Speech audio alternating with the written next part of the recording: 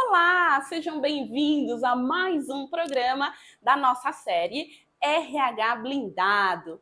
Queridos, aqui nós falaremos do direito do trabalho na prática do RH, de uma forma simples, descomplicada, para você, empresários e profissionais de RH, para fazer com que trazer para vocês uma vantagem competitiva no seu negócio.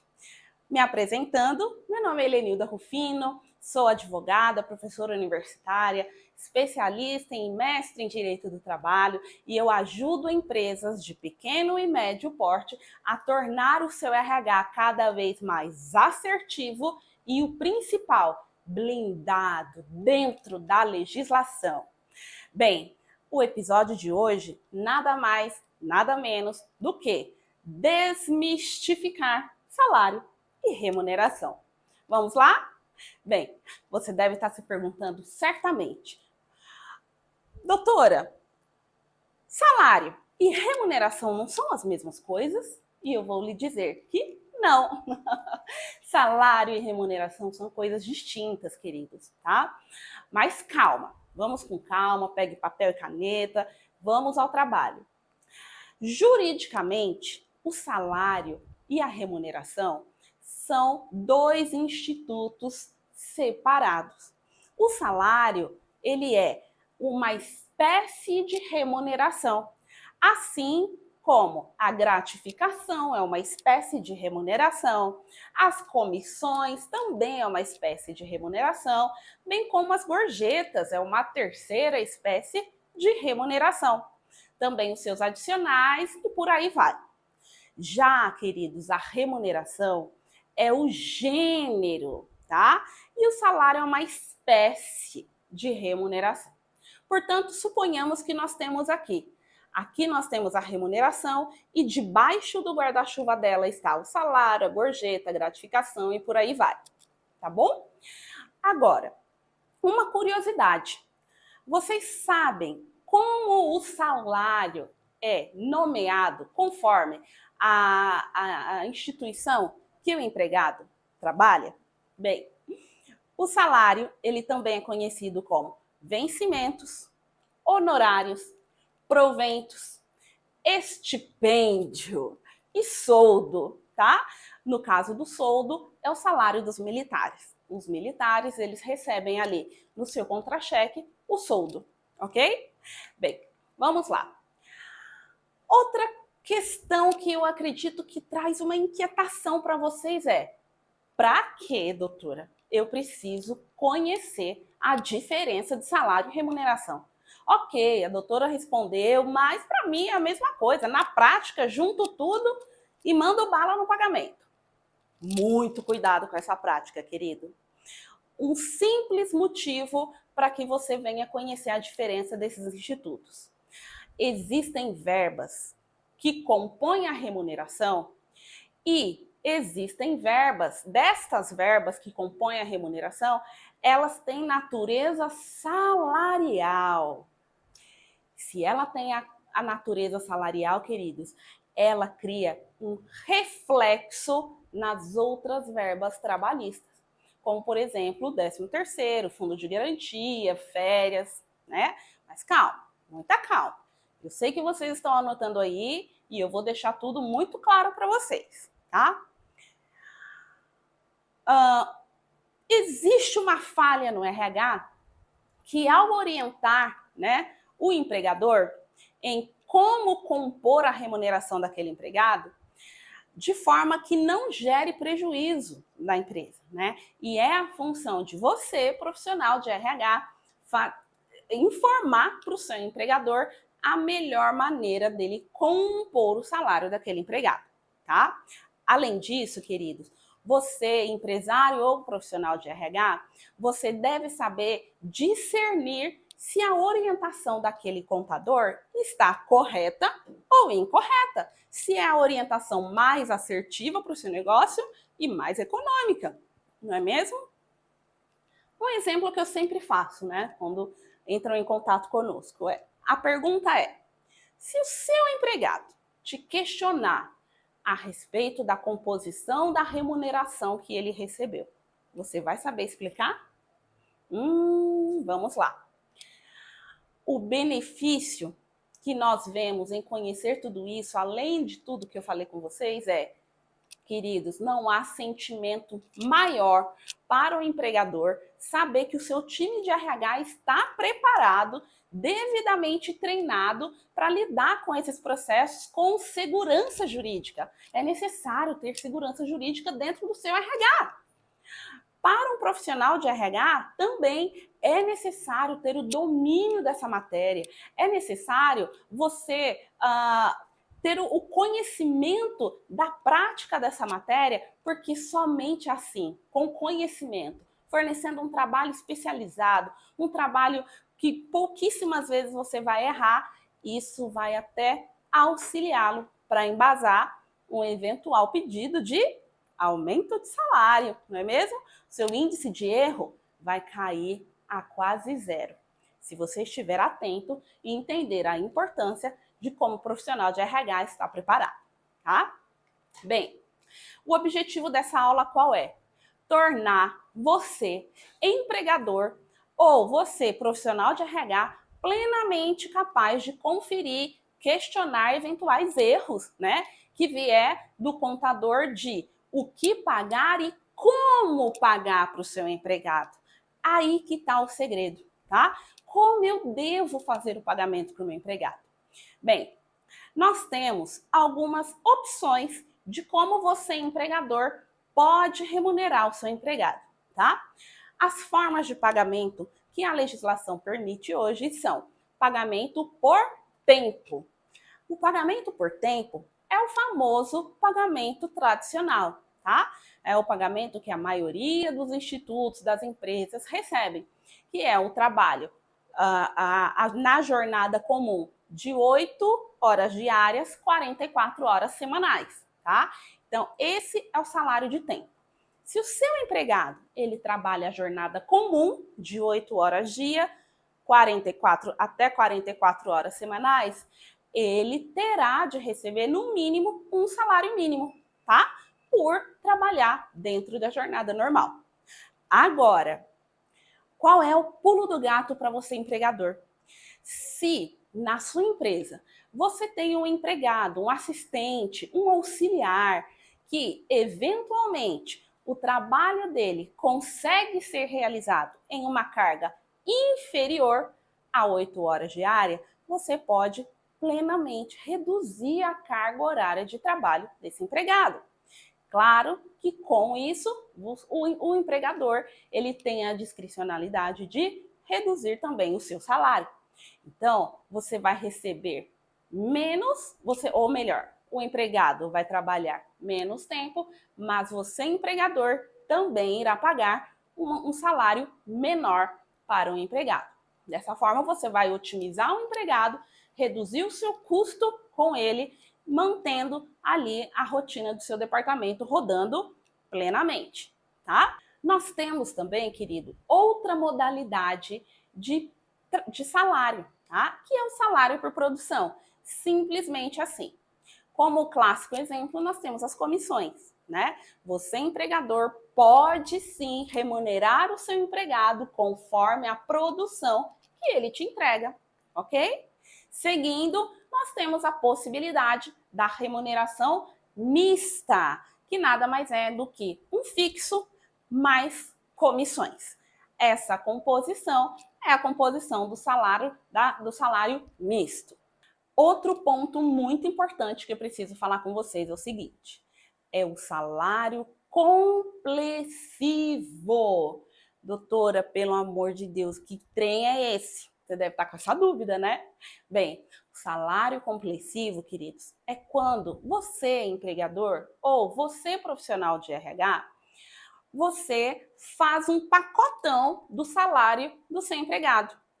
Então, no holerite daquele empregado, o profissional de RH coloca sempre ali, salário, R$ 2.000, faz os descontos legais e ponto final. Aquele holerite deixa de discriminar as verbas que estão compondo aquele salário de R$ 2.000 do empregado. Qual é o pulo do gato, meus queridos? Essa forma de remuneração, de salário complessivo, do famoso pacotão, essa prática é uma prática inválida. Nós temos a súmula 91 do TST, da Suprema Corte Trabalhista, que ela considera nulo os pagamentos oriundos daquele comprovante de pagamento no pacotão, com a descrição apenas do salário. Qual é a maior consequência desse pagamento considerado salário complessivo? O maior prejuízo que pode vir a trazer para a sua empresa, para o seu negócio, né, para o seu patrão, para vocês profissionais de RH, em virtude de uma reclamação trabalhista, o empregado ir na Justiça do Trabalho reivindicar os salários pagos corretamente. Sim, o empregador terá de pagar novamente aquele empregado, por um simples motivo de não ter discriminado as verbas que compõem aquele determinado salário, tá? Então, muito cuidado, porque as consequências são pesadas, né?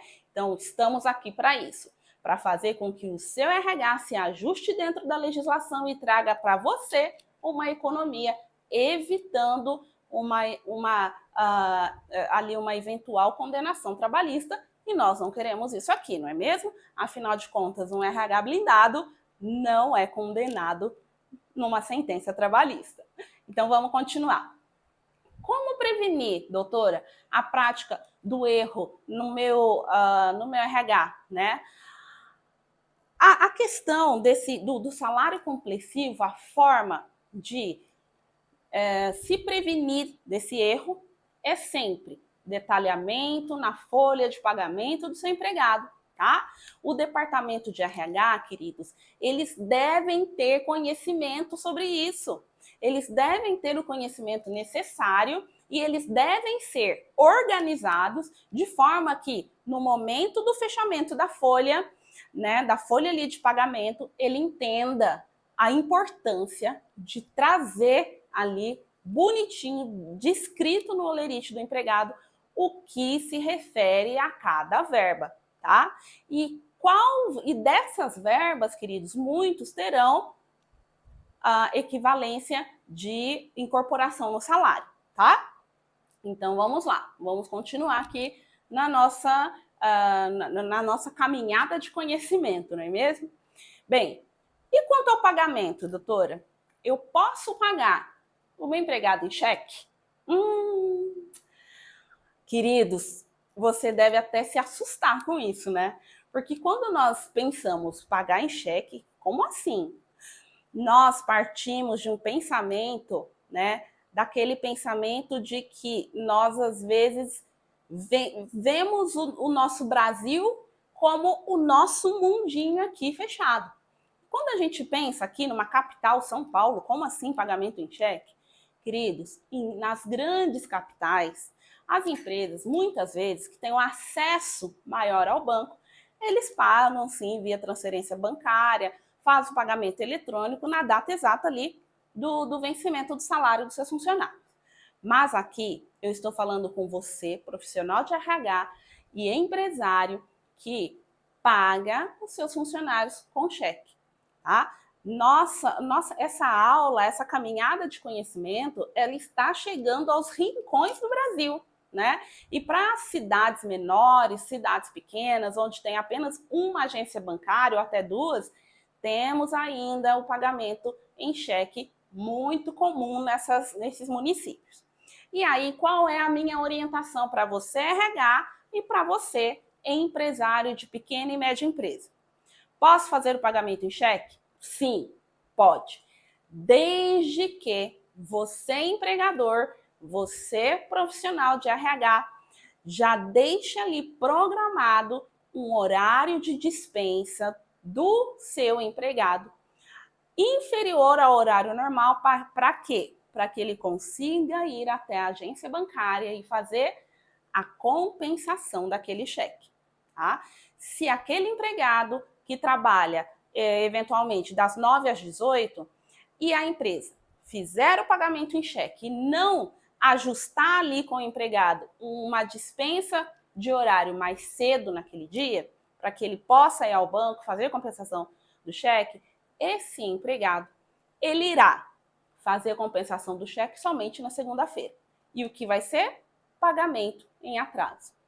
Se houver uma recorrência desse tipo de pagamento na sexta-feira com cheque e libera o empregado apenas às 18 horas, de forma que impossibilite aquele empregado de fazer a compensação do cheque, isso pode gerar um pedido de rescisão indireta, que nada mais, nada menos é um pedido de o empregado demitindo o empregador, né? Então, para que não ocorra esse problema no seu RH, que a partir de agora vai começar a se tornar blindado, você deve dispensar o seu empregado dentro do horário bancário, para que ele consiga fazer a compensação desse cheque e torne aquela ordem de pagamento à vista, que é o cheque, em dinheiro, em espécie, ok?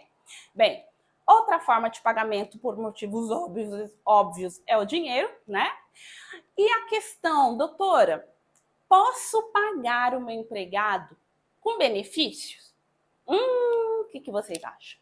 Eu trago a resposta para vocês. Depende.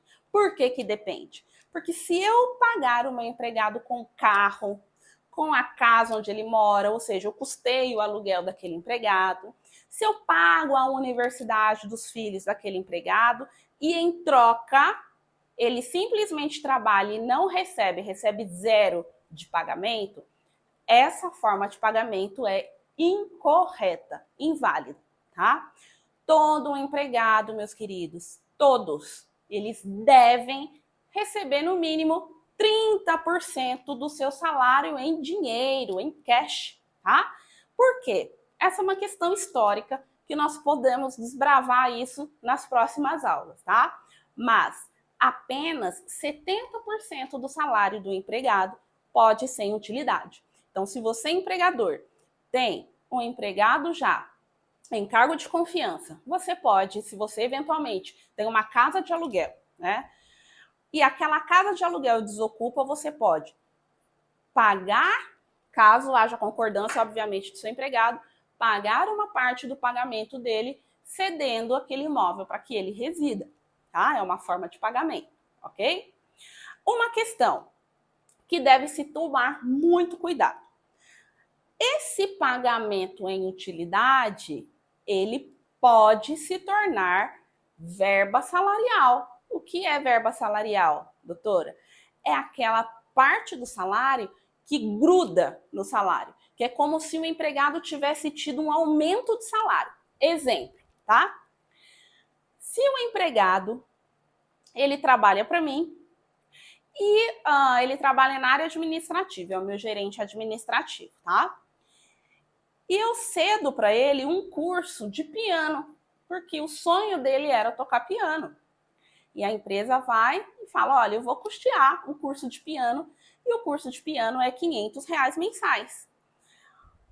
O fato de esse curso de piano ser um benefício dado ao empregado pelo trabalho dele, em decorrência do trabalho dele, esse benefício, esse curso custeado com R$ 500 mensais, ele gruda no salário do empregado e incorpora o salário. Então, se esse gerente, se esse cargo de confiança tem um salário de R$ 10.000, o salário dele vai passar a ser R$ 10.500, tá? Se eu pago a universidade do filho do meu empregado, doutor, eu vou ter problema? Sim. Esse custo também, esse benefício é dado ao empregado pelo trabalho, tá? E agora nós temos que diferenciar o seguinte: o que é para o trabalho, e isso não incorpora no salário, tá? Qual a diferença do pelo trabalho e do para o trabalho, doutora? A diferença é, para o trabalho, é aquele benefício que você, empregador, que você, empreendedor, vai dar ao seu empregado para ele trabalhar. Se você tem um vendedor e você fornece um veículo para ele vender, né? E ele trabalha com esse veículo de segunda a sexta-feira, esse veículo é para quê? Para o trabalho. ele precisa desse veículo para vender, para fazer as visitas nos clientes, enfim, tá? Então, sempre tomem cuidado com isso. E esse foi o nosso vídeo de hoje, né? Quem tiver dúvidas, sugestões, por favor, nós estamos aqui totalmente disponíveis para falar com vocês. Entre em contato conosco no direct, tire a sua dúvida, dê as suas sugestões, nós teremos o maior prazer em ajudar, ok? Além disso, nós temos as nossas redes sociais. Então, se inscreva no nosso canal, clica no sininho, curta, compartilhe e nós nos encontraremos aqui na nossa próxima aula do episódio RH Blindado. Até mais. Tchau, tchau.